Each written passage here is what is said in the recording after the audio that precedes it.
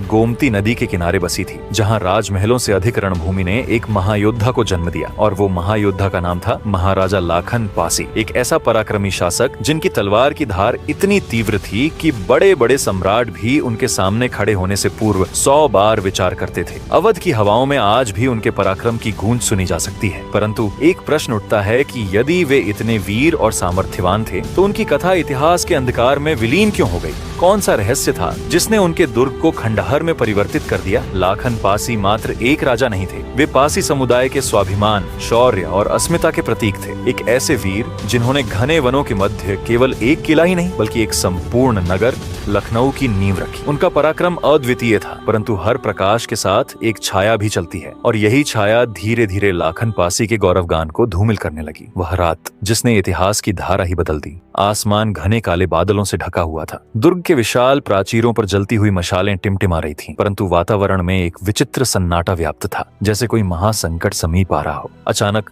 दूर से अश्वों की टापों की ध्वनि सुनाई दी। प्रहरियों ने अपनी दृष्टि तीक्ष्ण की। भालों की नोकें चंद्रमा की मंद रोशनी में चमक उठी, किंतु तब तक बहुत विलंब हो चुका था। एक गूढ़ षड्यंत्र रचा जा चुका था। कौन था वह जिसने अपने ही लोगों में विश्वासघाती उत्पन्न किए? कौन था वह जिसने लखन पासी के अभेद्य दुर्ग को मिट्टी में मिलाने का प्रण लिया? चलिए शुरू करते हैं महाराजा लाखन पासी की गौरव गाथा को। एक ऐसी कहानी जो समय के धुंधले में छुपी है, मगर जिसकी चमक आज भी अवध की मिट्टी में बसी हुई है। ये कहानी शुरू होती है उनकी जन्म की रहस्यमयी रात से, जब जंगल की हवाएं और गोमती की लहरें मानो किसी बड़े आने की भविष्यवाणी कर रही थी। ये कहानी शुरू होती है 10वीं सदी के उन धुंधलेवन दिनों से, जब अवध की धरती जंगलों से ढकी थी और गोमती की लहरें अपनी चुप्पी में अनगिनत रहस्य समेटे बहती थीं। एक ऐसी रात थी जब आसमान पर बादल गरज रहे थे और हवा में एक अजीब सी सनसनाहट थी। उसी रात पासी समुदाय के एक साधारण परिवार में एक बच्चे की किलकारी गूंजी। उनका नाम रखा गया महाराजा लाखन पासी। ये कोई आम जन्म नहीं था।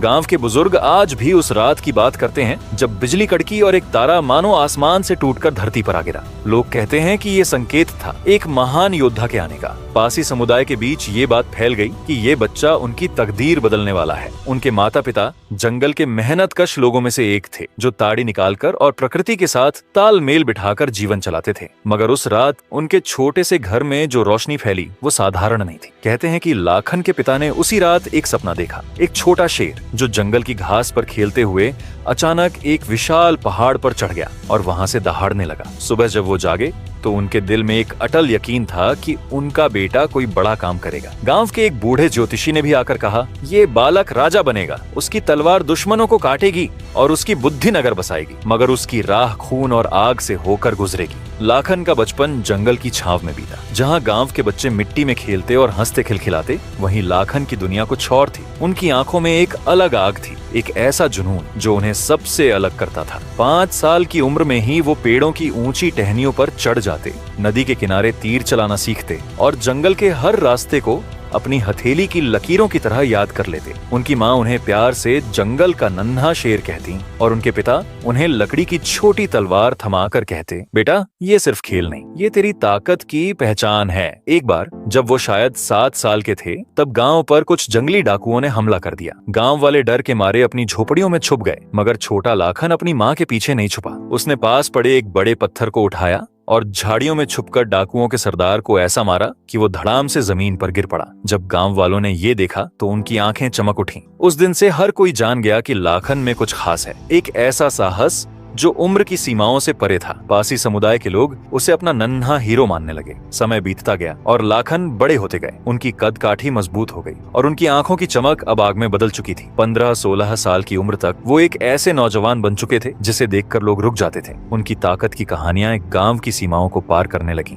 उस दौर में अवध की धरती पर छोटे छोटे कबीले आपस में लड़ते रहते थे। कोई बड़ा राजा नहीं था जो सबको एक कर सके, मगर लाखन के मन में एक सपना पल रहा था, अपने लोगों को एकजुट करने का, एक ऐसा राज्य बनाने का जहां पासी समुदाय को सम्मान मिले। एक दिन जब वो 16 साल के थे, तब एक पड़ोसी कबीले ने उनके गांव पर हमला बोल दिया। दुश्मन की तादाद ज्यादा थी और गांव वाले हार मानने को तैयार थे, मगर लाखन ने हार नहीं मानी। उन्होंने अपने दोस्तों को इकट्ठा किया, जंगल में छुपकर रणनीति बनाई और फिर उस रात जब चांद बादलों में छुपा था, उन्होंने हमला बोल दिया। उनकी तलवार ने दुश्मन के सरदार को जमीन पर ला पटका और सुबह होने तक गांव फिर से आजाद था। उस जीत के बाद उनकी कीर्ति दूर दूर तक फैल गई। लोग कहने लगे, लाखन कोई लड़का नहीं, एक तूफान है। तब पासी समुदाय में एक नई उम्मीद जगी। एक ऐसा नेता मिल गया था जो उन्हें जंगल की गहराइयों से निकालकर किलों की ऊंचाइयों तक ले जाएगा। लाखन पासी अब 16 साल के उस नौजवान से कहीं आगे निकल चुके थे। उनकी उम्र 20 के करीब पहुंच रही थी और उनके कंधों पर अब सिर्फ अपने गांव की नहीं बल्कि पूरे पासी समुदाय की जिम्मेदारी थी। उनकी हर जीत के साथ उनकी कीर्ति फैलती जा रही थी। उस समय अवध की धरती पर अराजकता का आलम था। छोटे छोटे कबीले और ठाकुर आपस में लड़ते रहते थे। कोई एक शक्ति नहीं थी जो सबको जोड़ सके। फिर उन्होंने अपने आसपास के गांवों को एकजुट करना शुरू किया। उनकी बातों में जादू था और उनकी तलवार में वो ताकत जो दुश्मनों को घुटनों पर ला देती थी। धीरे धीरे उनके साथ एक छोटी सी फौज बनने लगी, साहसी पासी योद्धाओं की, जो अपने नेता के लिए जान देने को तैयार थे। एक दिन जब सूरज गोमती के पानी पर सोने की किरणें बिछा रहा था, तब लाखन उस ऊंचे टीले पर खड़े थे जो जंगल के बीच एक मूक पहरेदार की तरह खड़ा था। उनकी नजरें दूर तक फैली हुई थीं। उन्होंने अपने साथियों से कहा, ये जगह सिर्फ जंगल नहीं रहेगी, यहाँ एक ऐसा किला बनेगा जो आने वाली सदियों तक हमारी शक्ति की गवाही देगा। उस दिन से शुरू हुआ उनका सबसे बड़ा सपना, और वह था एक नगर का निर्माण। लाखन ने अपने हाथों से उस टीले पर काम शुरू करवाया। पासी समुदाय के लोग दिन रात मेहनत करने लगे। पत्थर ढोए गए, मिट्टी को आकार दिया गया और धीरे धीरे एक विशाल किला खड़ा होने लगा। ये किला कोई साधारण ढांचा नहीं था। 1.5 किलोमीटर लंबा और चौड़ा और जमीन से 20 मीटर ऊंचा। इसे लाखन कोट कहा गया। इसके चारों ओर खाई थी जो दुश्मनों के लिए अभेद्य दीवार की तरह थी। कहते हैं कि लाखन खुद हर काम पर नजर रखते थे। वो अपने लोगों के साथ पसीना बहाते और रात को मशालों की रोशनी में योजनाएं बनाते। मगर हर बड़े सपने की राह में कांटे बिछे होते हैं। जैसे जैसे लाखन का किला आकार ले रहा था, आसपास के ठाकुरों और कबीलों की नींद उड़ने लगी। उन्हें डर था कि अगर लाखन पासी की ताकत बढ़ती रही तो उनका राज खत्म हो जाएगा। एक रात जब चांद बादलों में छुपा था, तब एक साजिश रची गई। एक पड़ोसी ठाकुर, जिसका नाम इतिहास में उतना साफ साफ तो नहीं लिखा, पर उसने अपनी फौज तैयार की। उसने सोचा कि लाखन को अभी कुचल देना चाहिए, वरना वो एक दिन सब पर हावी हो जाएगा। उस रात गोमती के किनारे घोड़ों की टापों की आवाज गूंजने लगी। लाखन अपने किले के बाहर खड़े थे जब उनके एक साथी ने दौड़कर आकर कहा, महाराज, दुश्मन आ रहे हैं। उनकी तादाद हमसे 2 गुनी है। मगर लाखन के चेहरे पर डर की एक रेखा भी नहीं उभरी। उन्होंने अपनी तलवार उठाई और अपनी छोटी सी फौज को देखकर कहा, हमारी ताकत संख्या में नहीं, हमारे हौसले में है। आज हम उन्हें बताएंगे कि पासी कौन है। सूरज उगने से पहले जंगल में तलवारों की टक्कर की आवाज गूंज उठी। लाखन आगे बढ़े। उनकी तलवार हवा में चमकती थी। दुश्मन की फौज भारी थी, मगर लाखन की चालाकी और साहस ने उन्हें हैरान कर दिया। उन्होंने जंगल का इस्तेमाल अपने हक में किया, छुपकर हमला किया, दुश्मन को भटकाया और फिर एक एक करके उनके बड़े योद्धाओं को खत्म कर दिया। सुबह होने तक ठाकुर की फौज भाग खड़ी हुई और कुछ लोगों की लाशें गोमती के किनारे पड़ी थीं। उस जीत ने लाखन पासी का नाम दूर दूर तक पहुंचा दिया। लोग कहने लगे, ये किला सिर्फ पत्थरों का ढांचा नहीं, ये लाखन की शक्ति का प्रतीक है। पासी समुदाय का सीना गर्व से चौड़ा हो गया और वो किला जो अभी बन रहा था, अब एक नगर की नींव बनने जा रहा था, लखनवती, जो आगे चलकर लखनऊ कहलाया। महाराजा लाखन पासी अब अवध के सबसे बड़े नायक बन चुके थे। उनका किला लाखन कोट जंगल के बीच एक चमकता सितारा था। 1.5 किलोमीटर लंबा और चौड़ा, जमीन से 20 मीटर ऊंचा, चारों ओर खाई से घिरा हुआ। ये किला उनकी ताकत का प्रतीक था। इसके आसपास बसा नगर अब लखनवती कहलाने लगा, जो उनकी पत्नी लखनवती के ही नाम पर रखा गया। कहते हैं कि लाखन पासी अपनी रानी से बेहद प्यार करते थे। उनके सम्मान में उन्होंने लखनवती वाटिका भी बनवाई, जिसके पूर्वी किनारे पर एक भव्य नाग मंदिर खड़ा था। कहा जाता है कि लाखन पासी नागों के उपासक थे और उनकी आस्था उनकी शक्ति का एक हिस्सा थी। किले के उत्तरी हिस्से में लाखन कुंड था, जहां साफ पानी हमेशा भरा रहता था। ये पानी सिर्फ राजघराने के लिए था और इसकी शुद्धता की बातें दूर दूर तक फैली थीं। लखनवती अब सिर्फ एक किला नहीं बल्कि एक समृद्ध नगर बन चुका था। बाजारों में चहल पहल थी, लोग दूर दूर से यहाँ बसने आ रहे थे। लाखन पासी अपने लोगों के साथ कंधे से कंधा मिलाकर काम करते। वो दिन में अपने किले की रखवाली करते और रात में मशालों की रोशनी में भविष्य की योजनाएं बनाते। उनकी बुद्धि और साहस ने पासी समुदाय को वो सम्मान दिलाया जो उन्हें कभी नहीं मिला था। लोग कहते, लाखन पासी सिर्फ राजा नहीं, हमारे गर्व का प्रतीक है। मगर हर सुनहरे दौर के पीछे एक काला साया छुपा होता है और वो साया अब धीरे धीरे लखनवती की ओर बढ़ रहा था। 11वीं सदी का वो दौर था जब अवध की धरती पर हवाएं बदल रही थीं। सैयद सलार मसूद गाजी, जिसे लोग गाजी मियां कहते थे, एक ऐसा आक्रामक विजेता था जिसके नाम से गांव खाली हो जाते थे। उसकी फौज ने उत्तर भारत में दहशत मचा रखी थी और अब उसकी नजर लखनवती पर ठहर गई थी। मगर गाजी कोई मूर्ख नहीं था। वो जानता था कि महाराजा लाखन पासी कोई साधारण राजा नहीं है। उनकी ताकत, उनका किला और उनकी सेना सब कुछ अभेद्य था। उसे कुचलने के लिए साधारण हमला काफी नहीं था, इसलिए उसने अपने दो सबसे चालाक सेनापतियों सैयद हातिम और सैयद खातिम को आगे किया। दोनों ने घड़ी जिंदौर की सीमा पर पड़ाव डाला, जो लाखन पासी के किले से बस कुछ मील दूर था। वहां से उन्होंने जासूसों का जाल बिछाया। ये जासूस रात के अंधेरे में किले के पास मंडराते, हर दीवार को देखते, हर खाई को नापते। उन्हें पता चला कि किला 1.5 किलोमीटर लंबा और चौड़ा है, जमीन से 20 मीटर ऊंचा और चारों ओर गहरी खाई से घिरा हुआ। इसके उत्तरी हिस्से में लाखन कुंड था, जहां साफ पानी भरा रहता था। शायद किले की सबसे बड़ी ताकत है। मगर एक और बात उन्हें पता चली कि लाखन पासी और कसमंडी के राजा कंस की दोस्ती के बारे में। ये दोस्ती बरसों पुरानी थी, जंगलों में साथ लड़े युद्धों से बनी थी। दोनों ने एक दूसरे की जान बचाई थी और उनकी एकता दुश्मनों के लिए खतरा थी। गाजी मियाम ने अपने तंबू में बैठकर यह सुना और मुस्कुराया। अगर इन दोनों को अलग कर दिया जाए, उसने कहा, तो लखनावती मेरी मुट्ठी में होगी। उसने एक साजिश रची, दोनों पर एक साथ हमला करना, ताकि वो एक दूसरे की मदद न कर सके। और वो दिन चुना गया, होली का दिन। ये वो त्योहार था जब लखनावती के लोग रंगों में डूबे होते, ढोल नगाड़ों की थाप पर नाचते और किले की फौज आराम करती। गाजी को पता था कि ये मौका लाखन पासी की सबसे बड़ी कमजोरी बन सकता है। उसने अपनी घुड़सवार फौज को तैयार किया और चुपके से गोमती के किनारे बढ़ने का हुक्म दिया। होली की शाम थी। लखनावती में चारों ओर खुशी का आलम था। लोग लाल गुलाबी रंगों से सराबोर थे, बच्चे हंस रहे थे और ढोल की थाप हवा में गूंज रही थी। किले के अंदर शांति थी। महाराजा लाखन पासी अपनी पत्नी लखनावती और परिवार के साथ थे। लखनावती वाटिका में नाग मंदिर की पूजा के बाद वो आराम कर रहे थे। उनकी तलवार पास में रखी थी, मगर उस दिन वो योद्धा नहीं, एक पति और पिता थे। मगर ये शांति ज्यादा देर नहीं टिकी। अचानक किले के पहरेदारों ने चिल्लाकर खबर दी, महाराज, दुश्मन! दूर से घोड़ों की टापों की आवाज तेज होती जा रही थी। धूल का गुब्बार उठ रहा था और मशालों की रोशनी में सैकड़ों घुड़सवार दिखाई दिए। सैयद सलार मसूद गाजी की फौज किले की ओर बढ़ रही थी। लाखन पासी ने एक पल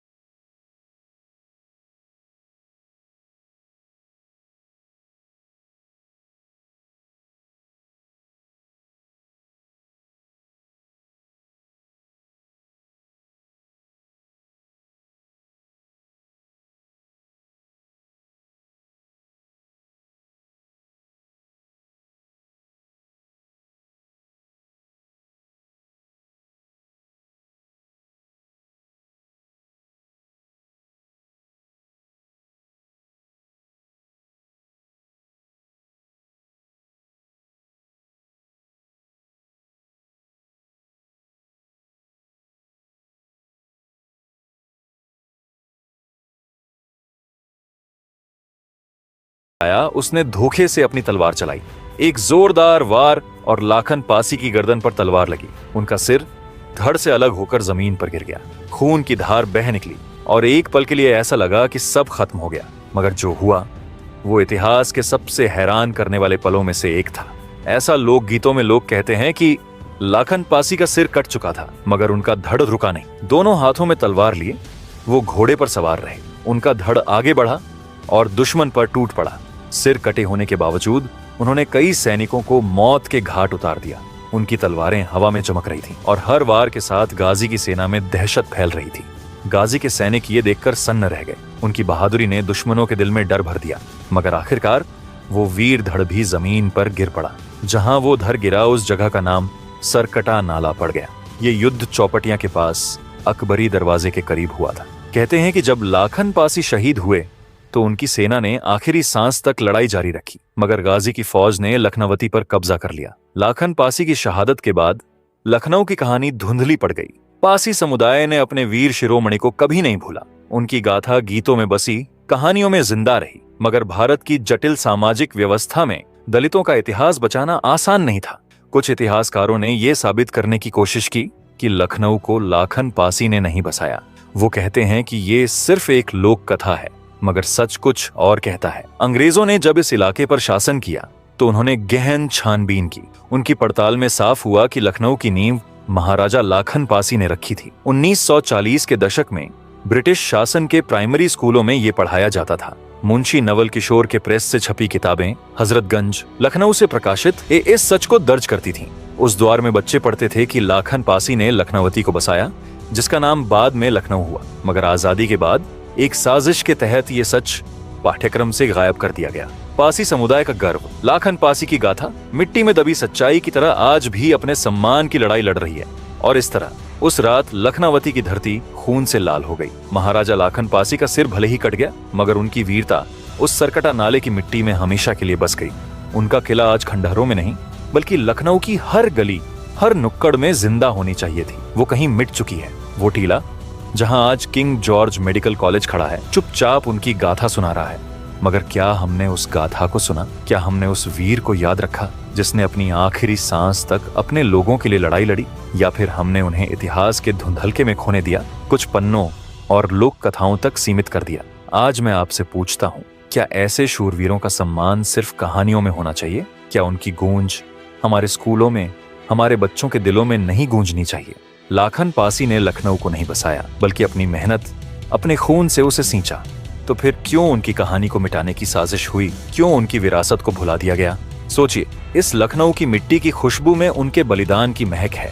हर बार जब आप लखनऊ की सड़कों पर चलें, याद रखिए कि ये धरती एक वीर की देन है। नीचे कमेंट में बताइए, क्या आपको नहीं लगता कि लाखन पासी जैसे नायकों की गाथा हर भारतीय तक पहुंचनी चाहिए? और अगली बार आप किस वीर की कहानी सुनना चाहेंगे? और अगर ऐसे ही आप महाराजा सुहेलदेव की कहानी सुनना चाहते हैं तो स्क्रीन पर दिख रहे वीडियो पर जरूर क्लिक करें। तब तक इस धरती के असली हीरों को अपने दिल में जिंदा रखिए। उनकी तलवारें भले ही चुप हो गईं, मगर उनकी पुकार आज भी गूंज रही है, सम्मान की, स्वाभिमान की और सच की। तब तक के लिए जय लखनऊ, जय भारत।